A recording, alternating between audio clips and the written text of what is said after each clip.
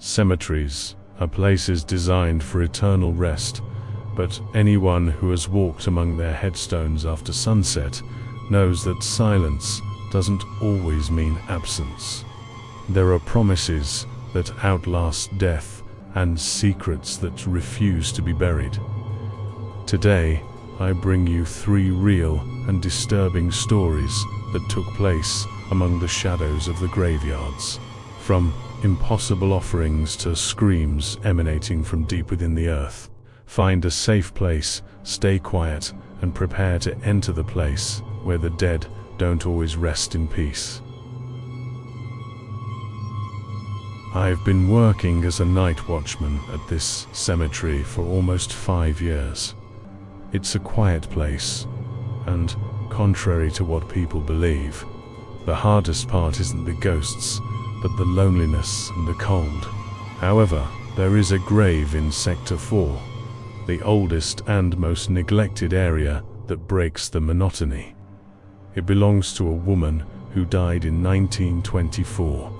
She has no registered living relatives, and the headstone is so worn that the last name is illegible. The strange thing is that while the neighboring graves are covered in weeds and neglect, this one always has fresh flowers, bouquets of gladiolas or wreaths of jasmine that look recently cut. At first, I thought it was a romantic gesture from some local elder, but I began to notice strange patterns. The flowers appeared on stormy days, at hours when the cemetery was padlocked and under my direct watch. One Tuesday night at 3 a.m., I decided to do my rounds specifically through that aisle. I checked the main gate. It was still locked. There were no cars outside nor any sign of intruders. When I reached the grave, the stone vase was empty, holding only a bit of rainwater. I walked away to inspect the perimeter wall, a walk that took no more than 10 minutes. When I returned along the same path, my heart skipped a beat. In the vase that had been empty just moments ago, there now lay a bouquet of white lilies. They were so fresh that their scent flooded the damp air. I heard no footsteps, saw no flashlights, and felt no car engine driving away. The silence of the cemetery was absolute, yet the flowers were there, defying the logic of a locked place. I decided not to leave it at that and checked the recordings from the only camera pointing toward that sector, though it's quite far away. What I saw left me more unsettled than if I had seen a ghost. In the video, the grave remains alone for hours. Suddenly, there is a jump in the image, a distortion of barely a second, and when the image stabilizes, the flowers are already in the vase. No one is placing them there. They simply appear. That same night, after seeing the video, I returned to the grave with a powerful flashlight. This time, I didn't look for ghosts. I looked for human tracks. The ground around the grave is clay, like soil, that turns to mud with moisture. I lit up the perimeter carefully and found something, a row of small shoe prints, like those of a woman or a child, coming from the back of a nearby family mausoleum and ending right in front of the 1924 grave. I followed the tracks backward, hoping to find a hole in the fence or a hidden ladder. But the prints didn't come from outside. They came directly from the bronze door of a private crypt belonging to a wealthy local family, a crypt that, according to my records, hadn't been opened in 30 years. The lock was rusted and covered in intact cobwebs, making it physically impossible for anyone to have entered or exited through there. I stood there in the rain, staring at the sealed door and the trail of fresh mud. I understood there was no magic, but no rational explanation either. Someone or something was tending to that grave from within the cemetery itself. The next day, I stopped investigating. There are secrets the earth keeps for a reason, and as long as the flowers keep arriving, I prefer to do my shift with my back to that aisle. knowing that in this place, the dead sometimes have their own ways of not being forgotten. The wind howled among the headstones of the old cemetery, and every clink of the rusted gate metal felt like an echo of a warning. I was there because of a dare among friends, a promise of a night full of adrenaline and urban legends. The entrance, nearly covered in ivy, let out a screech that resonated in the gloom. Even though the cold was already starting to bite, curiosity pushed me forward. With a flashlight in hand, shadows danced around me as my steps echoed on the stones. A few tombs stood imposing, adorned with withered flowers and epitaphs narrating stories of past lives. Laughter and murmurs in the distance reminded me I wasn't alone, but the thick fog covering the place seemed to absorb any sound, making the silence almost palpable. Suddenly, a headstone that stood out from the rest caught my eye.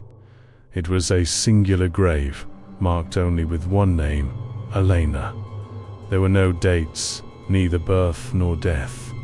Still, the air around it had a different weight, as if time itself had decided to ignore this person's existence.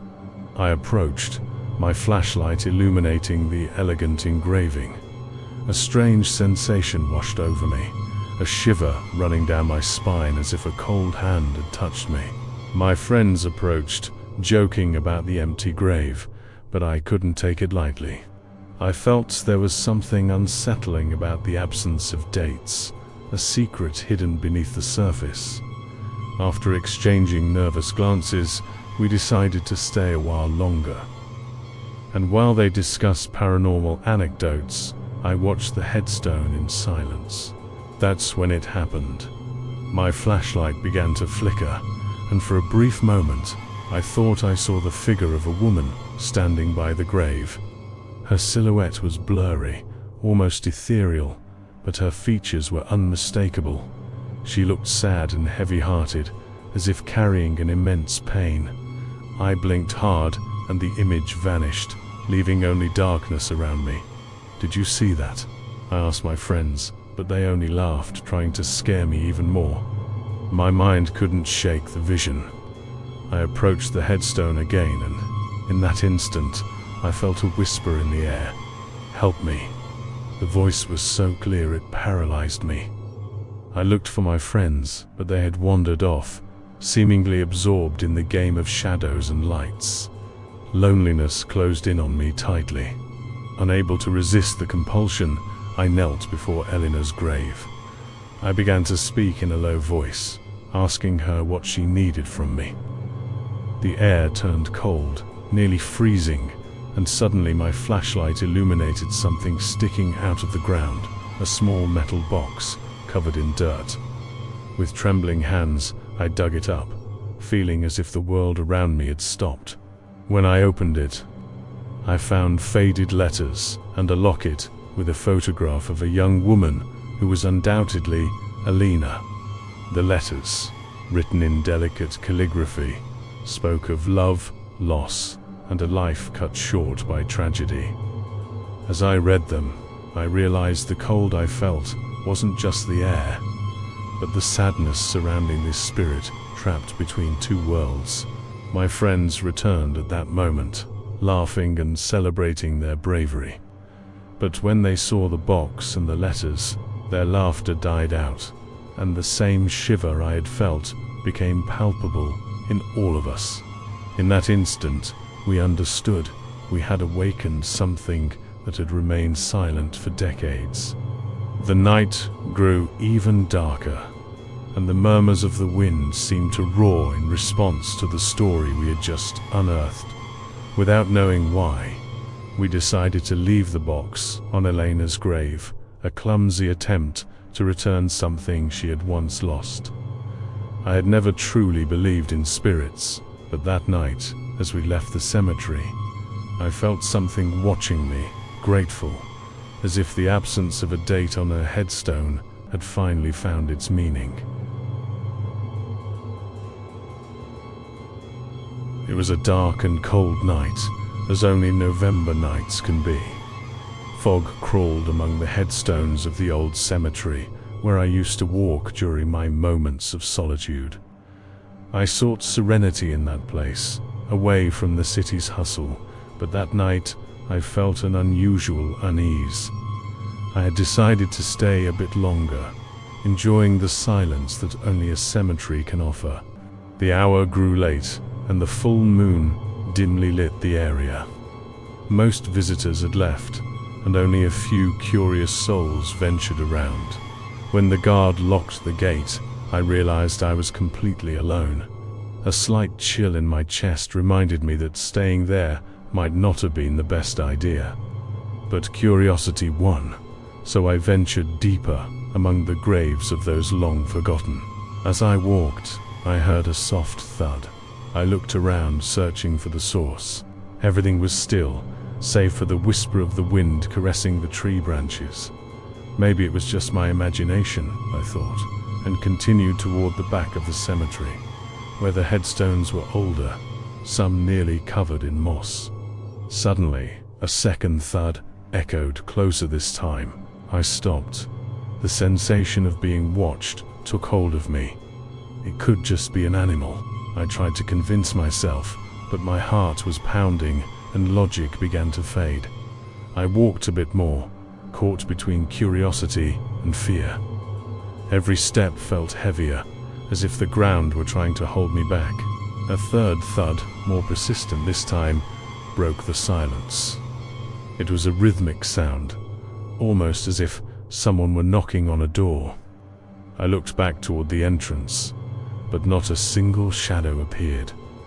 The moon illuminated a grave near me.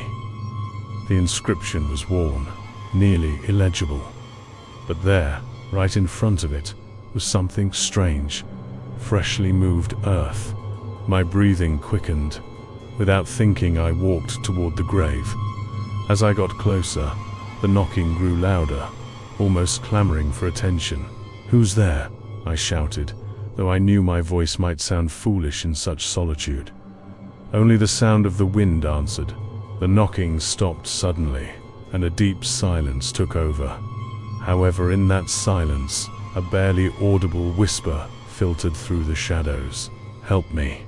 The voice was almost an echo, a murmur worn by time. A chill ran down my spine.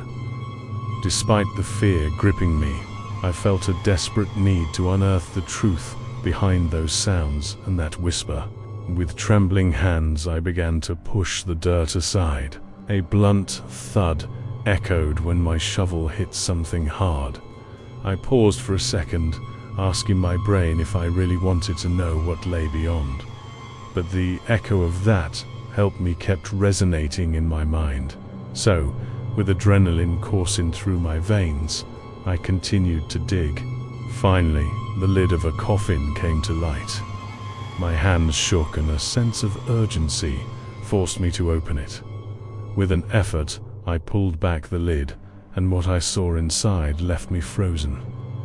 There was no body, only an emptiness, and at the bottom of the coffin, an inscription: "Free me from the eternal silence." In that moment, I understood that the knocks weren't a sign of danger, but a desperate cry from someone trapped between the world of the living and the dead. The cemetery, once a place of tranquility, became a prison of souls. With my heart in my throat, I closed the coffin and began to refill the grave. However, the thuds echoed again, now like an echo of gratitude. With every shovelful of dirt, the feeling of being watched slowly disappeared, and a fresh breeze seemed to sweep through the air. I never returned to that cemetery. The experience changed me. Sometimes I wonder if there are still more souls trapped, waiting for someone to hear the soft thuds after closing, longing to be freed from an eternal silence. It's hard to look at a grave the same way, after knowing that beneath our feet, time can stop or even move backward. Sometimes, headstones don't just mark an end. They are doors that never quite closed. If you've ever felt an inexplicable chill while passing a cemetery, maybe someone was trying to get your attention. Leave your story in the comments, and don't forget to subscribe for more Night Shift Tailies. Remember, when you hear a thud beneath the ground, sometimes it's better not to ask who is knocking.